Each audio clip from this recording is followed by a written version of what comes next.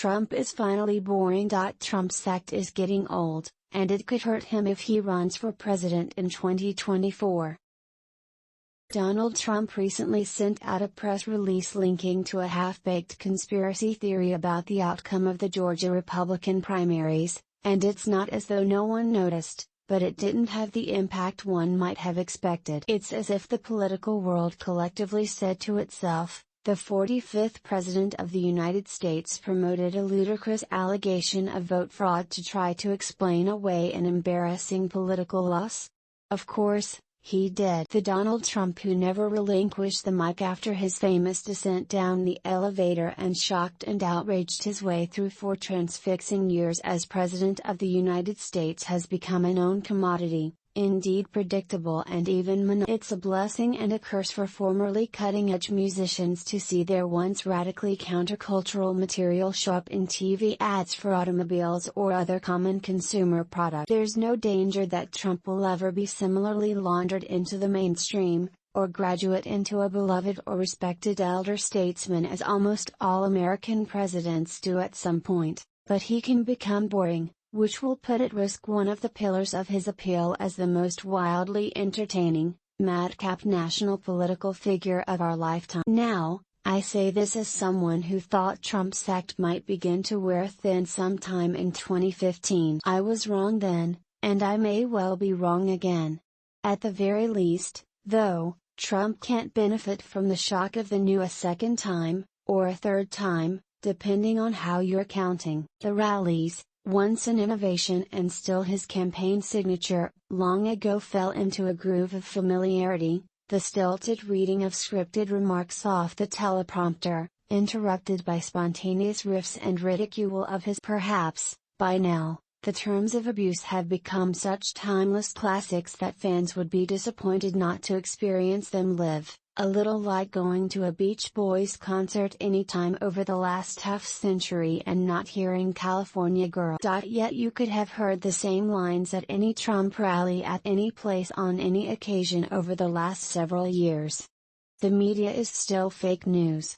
MSNBC is still MSDNC. Adam Schiff is still shifty and Chuck Todd still sleepy. And, as you might have heard, Chris Wallace always wanted to be like his father Mike of 60 Minutes fame, but sadly didn't have the talent. One can only conclude from this that the glory days of Trump nicknames are over. Perhaps there will be a renewed burst of creativity if he runs again in 2024, but for now, he's content to rely on his grade. Much of his focus is backward-looking. Republicans voters care, as they should, about the beginnings of the poorly predicated Russia probe that consumed so much time and attention during Trump's first couple of years in office, but there's no way they care as much as Trump does. The former president said the words Russia or hoax innumerable times during a rally the other day for Rep. Liz Cheney's GOP primary opponent in Wyoming.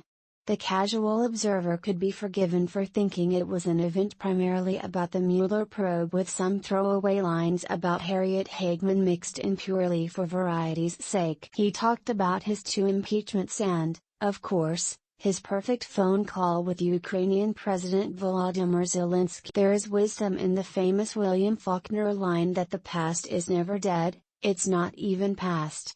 It's an adage that's traditionally been best suited to Southern Gothic novelists, though, rather than American politicians, who usually benefit from putting an accent on the future. Trump's signature 2016 boast of "I alone can fix it" has effectively become "I alone can fixate on it." The candidate who brought relatively neglected issues that mattered to the average voter into the center of the political discussion in 2016, from immigration and trade to opioids, is now largely telling voters about the slights and ill-treatment that matter to him in All that said, there's no doubt that rally attendees still enthusiastically enjoy Trump's lines.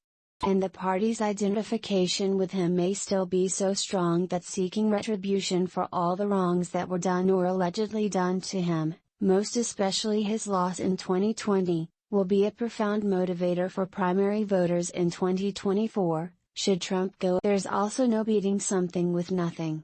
If Trump's rallies are stale, What hot new event in Republican politics is going to supplant them? The fact is that Trump at his most dull still may be more interesting than a conventional Republican at his or her most entertaining. A Trump march toward the GOP nomination will elate his supporters and create a five-alarm fire in the press and among Democrats. But at least everyone this time around will know what he's going to say next.